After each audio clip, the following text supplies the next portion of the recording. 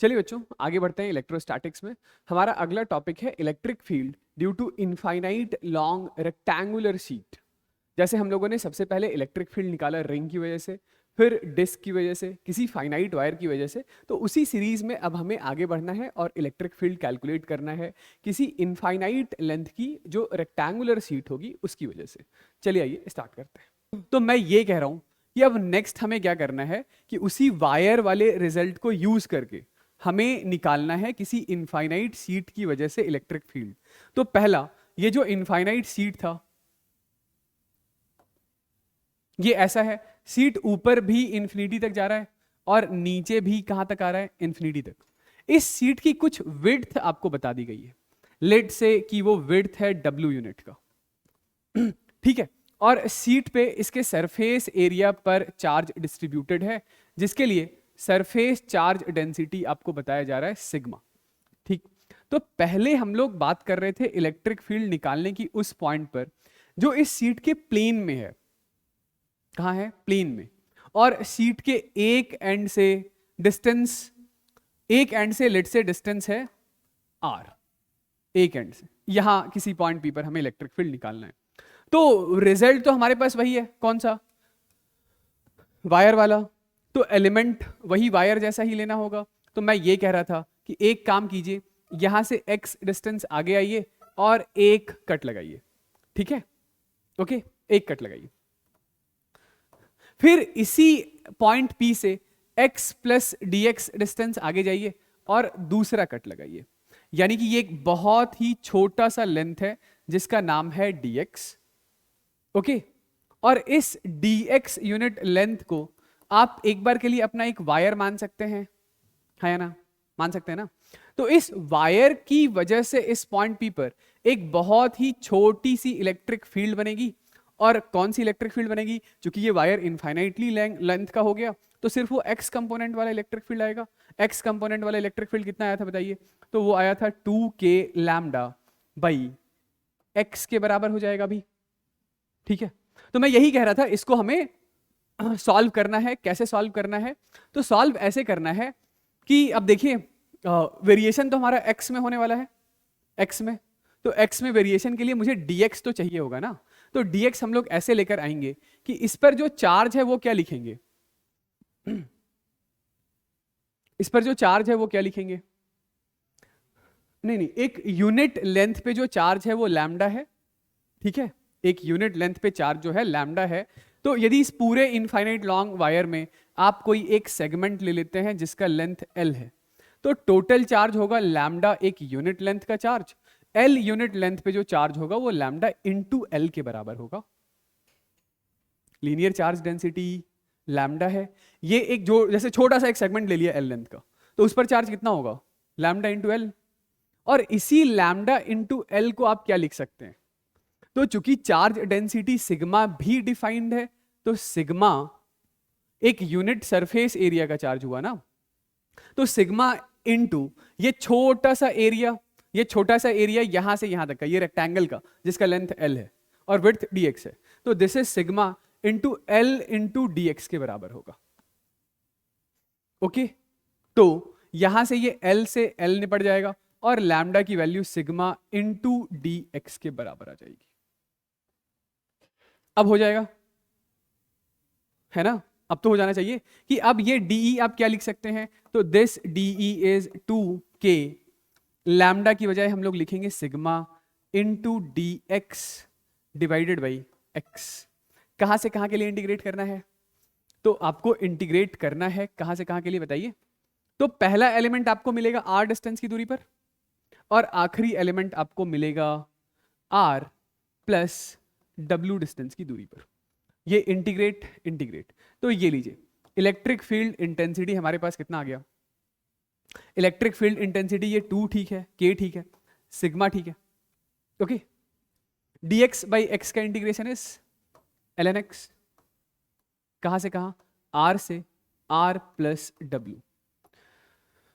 तो ये लीजिए भाई, यहां से इलेक्ट्रिक फील्ड इंटेंसिटी हमारे पास आ चुका है 2, k की बजाय 1/4 पे एप्सिलॉन नॉट लिख दूं into sigma into ln R plus W by R, ये ठीक है। तो electric field intensity is sigma upon 2 pi epsilon not ln 1 plus W by R के बराबर है। ये है इलेक्ट्रिक फील्ड इंटेंसिटी।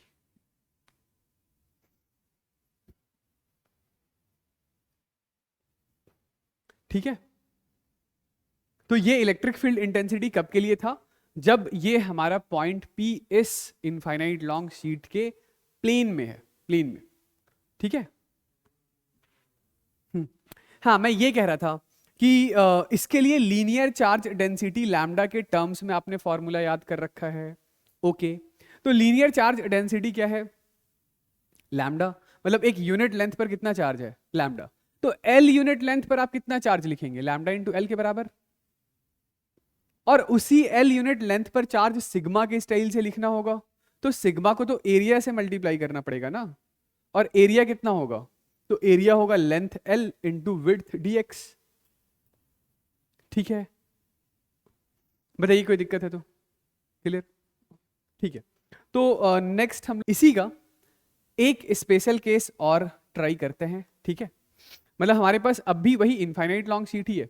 ठीक है, देखिए अब ऐसा है कि ये इनफाइनाइट लॉन्ग शीट जो है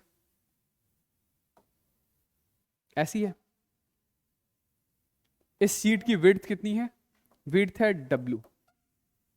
और हमें इधर किसी पॉइंट P पर इलेक्ट्रिक फील्ड निकालना है जो इसके सेंटर से कुछ x डिस्टेंस की दूरी पर है, या चलिए सेंटर से कुछ r डिस्टेंस की दूरी पर है। मतलब अब ये पॉइंट P जो है वो उस शीट के प्लेन में नहीं है, प्लेन में नहीं है। मैं क्या कहना चाह रहा हूं, एक बार के लिए नोटबुक दीजिएगा। जैसे ये है हमारा इनफाइनाइट लॉन्ग शीट। ठीक है, ये शीट ऊपर इन्फिनिटी तक, नीचे भी इन्फिनिटी तक जाता है। तो अभी आपने निकाला इधर इस पॉइंट पर इलेक्ट्रिक फील्ड, ठीक है, वो निकाल लिया। अब मैं कह रहा हूं कि मुझे इस पॉइंट पर इलेक्ट्रिक फील्ड निकालना है, यानी इसके फेस के सामने। तो इसको मैं कुछ इस तरीके से ड्रॉ करने की कोशिश कर रहा हूं कि ये सीट हो गया और हमें यहां इलेक्ट्रिक फील्ड निकालना है। यहां से सीट तक का जो ये परपेंडिकुलर सेपरेशन है वो R के बराबर है। ठीक है, समझ गए? मतलब एक बार के लिए मैं इसका टॉप व्यू दिखाऊं, ये सीट वही है जिसके पास चार्ज डेंसिटी है सिग्मा। इसका यदि आपको टॉप व्यू दिखाऊं तो ये सीट का एक एज दिखाई दे रहा है और हमें इधर किसी पॉइंट P पर जो यहां से स्मॉल r डिस्टेंस की दूरी पर है, इधर किसी पॉइंट P पर हमें इलेक्ट्रिक फील्ड निकालना है। समझ गए क्या करना है? तो क्या किया जाए? फिर से वही वायर्स के ही फॉर्म में अपने एलिमेंट लेंगे। ठीक है, तो सुनिएगा, ये जो सेंटर है ना, एक बार सेंटर से लेफ्ट की तरफ जाते हैं x डिस्टेंस की दूरी पर और एक एलिमेंट सेलेक्ट करते हैं। ऐसा मतलब एक एलिमेंटल वायर सेलेक्ट करते हैं सेंटर से x डिस्टेंस की दूरी पर जाकर। ठीक है, ये है हमारे पास एक एलिमेंटल वायर जो सेंटर से x डिस्टेंस की दूरी पर है और इसकी विड्थ है dx। मतलब इसका टॉप व्यू मैं आपको दिखाऊंगा, तो मैं ये कह रहा हूं कि यहां से x डिस्टेंस आगे आकर के आपने कैसा ये वायर सेलेक्ट किया हुआ है, वायर। समझ रहे हैं? ठीक, फिर इसी तरीके से आप एक काम कीजिए कि सेंटर से x डिस्टेंस इधर भी आ जाइए और ऐसा ही एक वायर इधर भी सेलेक्ट कर लीजिए, ऐसा ही एक वायर इधर भी सेलेक्ट कर लीजिए। इस वायर की भी विड्थ dx है, तो ये दूसरा वायर यहां से x डिस्टेंस आगे आकर के ऐसा कट लगाइए, ऐसा। ये इसकी भी विड्थ है कितनी? dx। इसकी भी विड्थ है कितनी? dx। समझ गए? ये दो दो एलिमेंट हम लोगों ने ले लिया है। तो ये जो हमारे एलिमेंट हैं, ये एलिमेंट इस पॉइंट P पर ये ऐसी इलेक्ट्रिक फील्ड बनाएगा। इसका नाम एक बार के लिए DE निकाल देता हूं। और ये वाला जो एलिमेंट है वो इस पॉइंट P पर ऐसी इलेक्ट्रिक फील्ड बनाएगा। इसका भी नाम हम लोग DE निकाल देते हैं। समझ रहे हैं? मतलब ये जो वायर है, ये वायर इस पॉइंट P पर ऐसी इलेक्ट्रिक फील्ड बना रहा है DE। और ये वाला जो वायर होगा, ये वाला, तो ये वाला वायर इस पॉइंट P पर ऐसी इलेक्ट्रिक फील्ड बना रहा होगा D। ओके, इसी का टॉप व्यू मैंने ऐसा रिप्रेजेंट किया है। समझ गए? समझ गए? चलिए, इस एंगल को एक बार के लिए थीटा बोल देते हैं। तो ये वाला भी एंगल थीटा, ये वाला भी एंगल थीटा, और ये वाला भी एंगल थीटा। तो ये जो DE होगा, DE के कॉस कंपोनेंट इधर, तो this is 2DE cos theta, और इस DE का साइन कंपोनेंट कैंसिल आउट हो जाएगा, तो this is DE sine theta, this is DE sine theta. तो ये साइन कंपोनेंट कैंसिल आउट हो गया। ओके,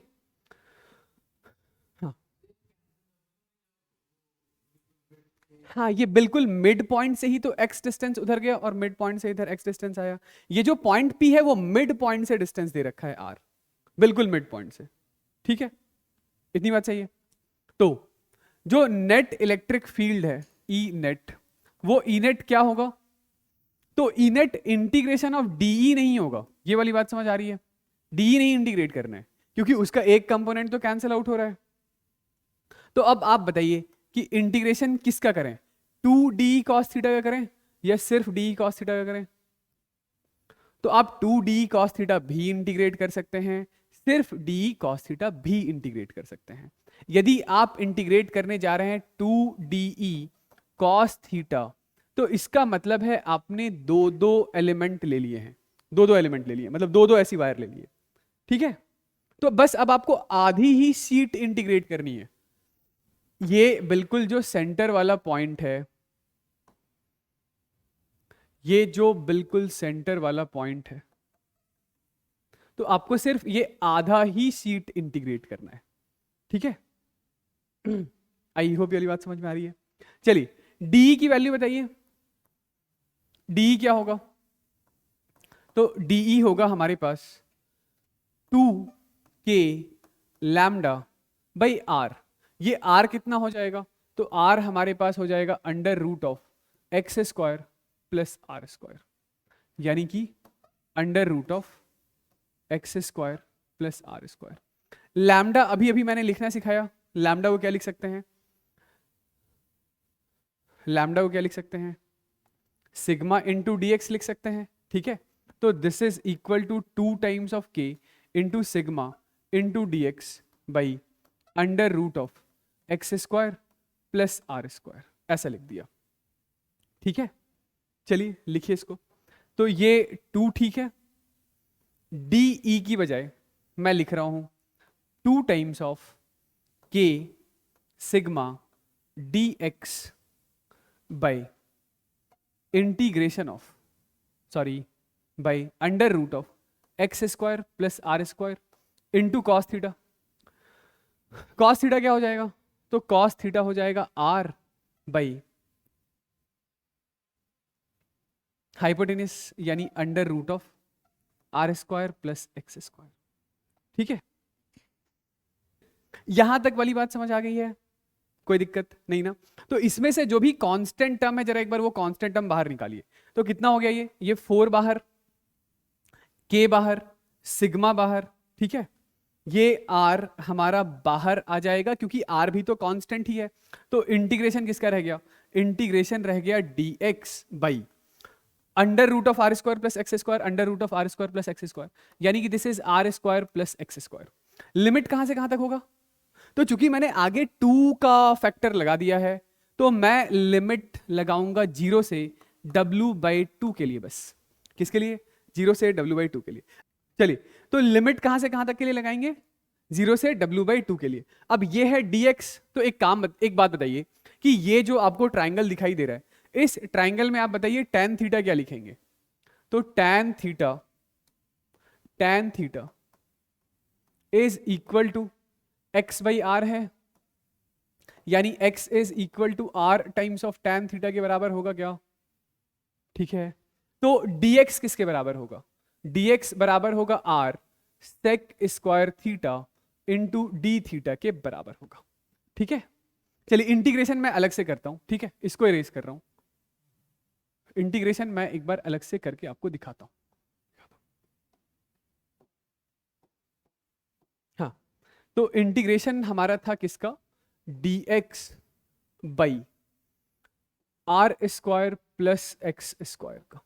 ठीक है, तो dx की बजाय मैं ये लिख दूं, this is R sec square theta D theta, और नीचे ये आर स्क्वायर तो ठीक है, और एक्स स्क्वायर की जगह क्या लिख दूंगा, R square tan square theta.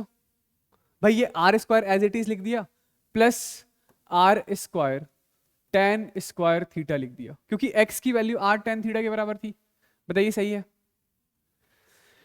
तो ये नेक्स्ट स्टेप देखिए, ये R sec square theta, sorry R sec square D theta, ठीक है, और यहां से आर स्क्वायर हम लोगों ने बाहर ले लिया, तो one plus ten square theta किसके बराबर होता है, सेक स्क्वायर थीटा के बराबर होता है। तो ये तो सेक स्क्वायर थीटा निपट गया, आर से ये आर आ गया आपका कैंसिल आउट हो गया। तो ये इंटीग्रेशन आ गया one by R integration of D theta. D theta का इंटीग्रेशन कितना होता है, थीटा, यानी कि answer is one by R, मतलब आंसर नहीं, इंटीग्रेशन का result is one by R times of theta. Theta किसके बराबर है, थीटा बराबर है tan inverse of x by R के। ओके, तो हमारे पास जो फाइनल रिजल्ट है, जरा इस फाइनल रिजल्ट को देखिएगा, मैं इधर लिख रहा हूं कि electric field net is equal to, ये 4 के की बजाय 4 पाई एप्सिलॉन नॉट लिख दूं, ठीक है, सिग्मा इंटू आर इंटू ये 1 बाई आर बाहर आ गया, tan inverse of x by R. इसी में आपको लिमिट लगाना है 0 से w/2 तक के लिए, ठीक है।